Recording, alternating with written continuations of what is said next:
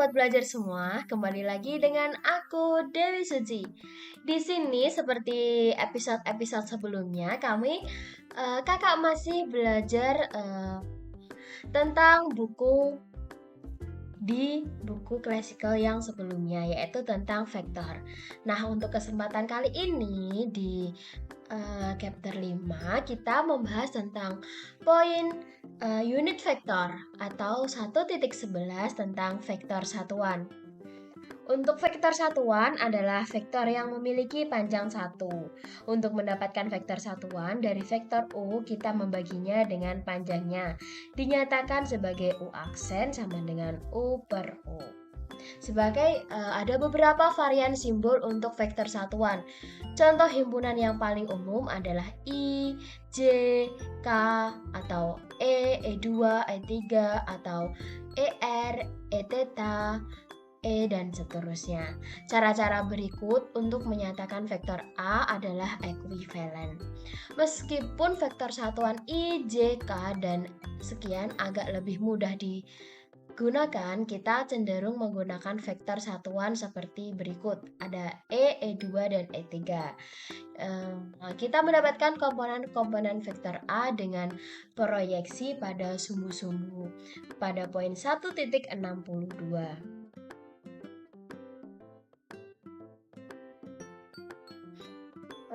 Kita telah melihat persamaan 1.56 bahwa hasil kali skalar dari dua vektor memiliki besaran yang sama.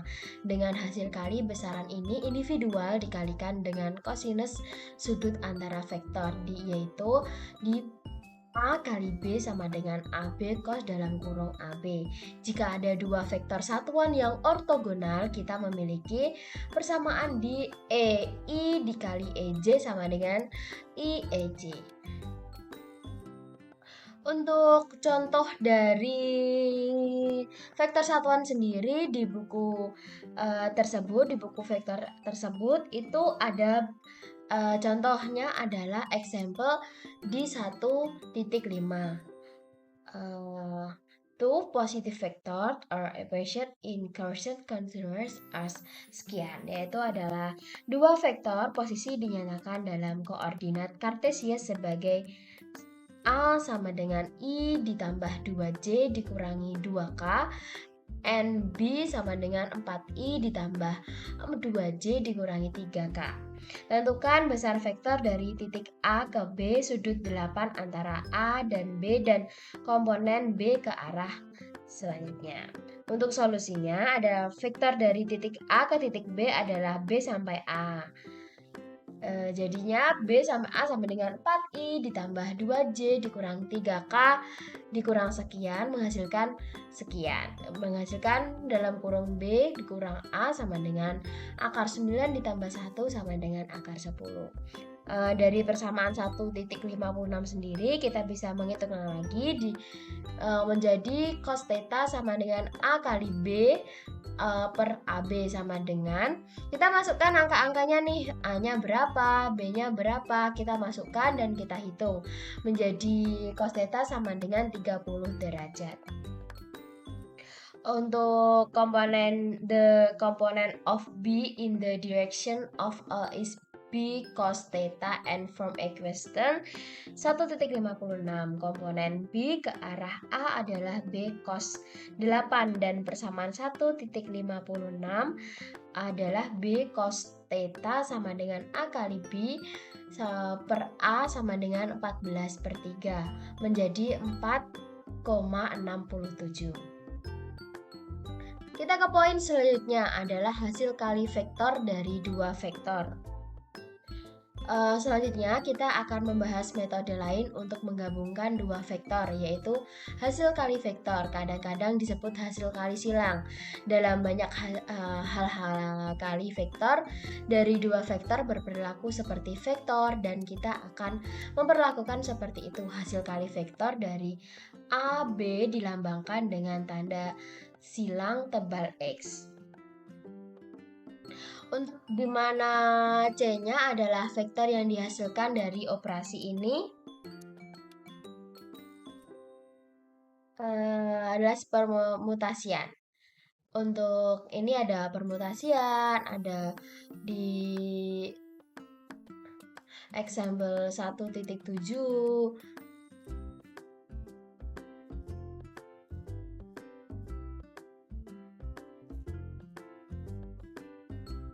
ada di example 1.6 juga. Untuk hasil kali vektor ini menjelaskan tentang hasil kalinya itu bagaimana gitu ya teman-teman ya. Hasil kali vektor terdiri dari dua jenis utama ya teman-teman, yaitu ada perkalian skalar dan perkalian silang. Untuk perkalian skalar sendiri atau biasa disebut dengan dot product didefinisikan sebagai rumusnya A dikali B sama dengan AB cos theta, di mana A dan B adalah panjang vektor dan theta adalah sudut di antara kedua hasilnya adalah besaran skalar. Dan untuk perkalian silang sendiri atau biasa disebut dengan cross product didefinisikan sebagai rumusnya A dikali B sama dengan AB sin theta entopi, di mana entopi adalah vektor satuan yang tegak lurus terhadap bidang yang dibentuk oleh A dan B, hasilnya adalah vektor. Di buku tersebut juga dijelaskan sangat rinci sekali. A dikali B yaitu C tegak lurus terhadap bidang yang ditentukan oleh A dan B. Karena arah bidang dapat diwakili oleh sekian. Kita harus memperhatikan sifat-sifat dari hasil kali vektor yang dihasilkan dari definisi-definisi tersebut. Yang diperkuat untuk hasil kali vektor dari dua vektor itu diperkuat oleh dua contoh, yaitu di example 1.6 dan contoh 1.7. Contohnya adalah itu ada contohnya lagi ya teman-teman, dengan ekstensi langsung diperbandingkan dengan persamaan. Bisa teman-teman baca, dipahami pelan-pelan agar paham. Untuk di poin selanjutnya adalah 1.13, yaitu diferensiasi vektor terhadap skalar. Diferensi vektor terhadap skalar melibatkan penghitungan turunan dari setiap komponen vektor terhadap variabel skalar tersebut. Jika kita memiliki vektor sekian, kita bisa menghitungnya bagaimana gitu ya teman-teman. Jika sebuah fungsi skalar hi sama dengan hi s didiferensiasikan terhadap variabel skalar s, maka karena tidak ada bagian dari turunan yang dapat berubah di bawah transformasi koordinat, turunan itu sendiri tidak dapat berubah dan oleh karena itu harus berupa skalar, yaitu dalam sistem koordinat x dan x, sehingga menghasilkan ds sekian. Oleh karena itu sekian ada di poin tersebut. Demikian pula kita dapat secara formal mendefinisikan diferensi vektor A dengan terhadap S. Komponen-komponen A berubah menurut dijelaskan di poin 1.85, yaitu A itu sama dengan sigma J lambda IJ AC. Oleh karena itu dapat diferensiasikan kita memperoleh karena A tidak bergantung pada S. Karena identik kita memiliki angka-angka sekian. Dengan demikian nih teman-teman, seperti halnya komponen vektor dan karenanya merupakan komponen vektor yang dapat kita tulis sebagai dA per ds, kita dapat memberikan interpretasi geometris pada vektor sekian. Pertama, agar ada A haruslah sebuah fungsi kontinu dan variabel S banding A sama dengan S dalam kurung S. Misalnya fungsi ini diwakili oleh kurva kontinu R pada gambar 1-15 pada titik P. Variabel memiliki nilai S dan pada Hi memiliki nilai S plus vis turunan dari A terhadap S kemudian diberikan dalam bentuk standar. Dijelaskan ya teman-teman. Ada di poin 1.86a sampai 1.86e. Untuk selanjutnya adalah di poin 1.14, yaitu contoh turunan kecepatan dan percepatan.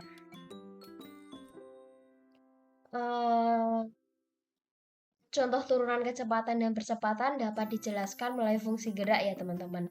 Misalkan fungsi posisi partikel dinyatakan sebagai sekian, ada di poin 1.87 sampai 1.90. Menghitung besaran-besaran ini dalam koordinat persegi panjang sangat mudah karena vektor satuan E konstan dalam waktu. Namun, dalam sistem koordinat non-rektanggular, vektor satuan pada posisi partikel saat bergerak di ruang angkasa adalah tidak selalu konstan dalam waktu, dan komponen-komponen turunan waktu dari R tidak lagi merupakan hubungan yang sederhana. Seperti pada persamaan 1.89, kita tidak membahas sistem koordinat lengkung secara umum di sini, tetapi koordinat kutub bidang, koordinat bola, dan koordinat silinder cukup penting untuk menjamin pembahasan kecepatan percepatan dalam sistem koordinat ini. Dijelaskan lagi di gambar 1.16, sebuah benda menelusuri kurva S dalam kurung 1 terhadap waktu. Vektor satuan E dan C8 serta diferensialnya ditujukan untuk dua vektor posisi R sekian. Di sini juga dijelaskan ada beberapa persamaan dari 1.94 sampai 1.101 ya teman-teman. Ini ada contohnya, ada kayak balok atau benda, nanti kita diamati dari beberapa sudut ya teman-teman, dari beberapa tempat yang berbeda-beda menghasilkan sekian. Untuk lebih jelasnya bisa teman-teman pelajari di buku vektor ya teman-teman yang sudah kakak share di awal chapter. Untuk di poin selanjutnya adalah kecepatan sudut nih. Sebuah titik atau partikel yang bergerak secara acak di ruang angkasa dapat selalu dianggap pada saat tertentu bergerak pada bidang jalur melingkar di sekitar sumbu tertentu, yaitu digambarkan oleh sebuah partikel waktu sehingga dapat dipresentasikan sebagai busur lingkaran, garis yang melewati pusat lingkaran dan tegak lurus terhadap geraknya ya teman-teman. Disebut sebagai partikel. Untuk arah kecepatan linear F, V tegak lurus terhadap R pada bidang lingkaran. Akan sangat mudah jika kita dapat merancang representasi vektor dari kecepatan sudut sekian. Dijelaskan juga dalam gambar 1 sampai 18 ya teman-teman.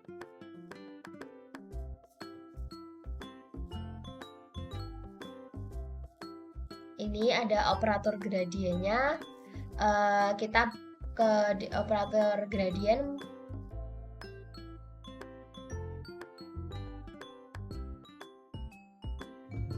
Di operator pertimbangan disebut operator diferensial vektor operator gradien.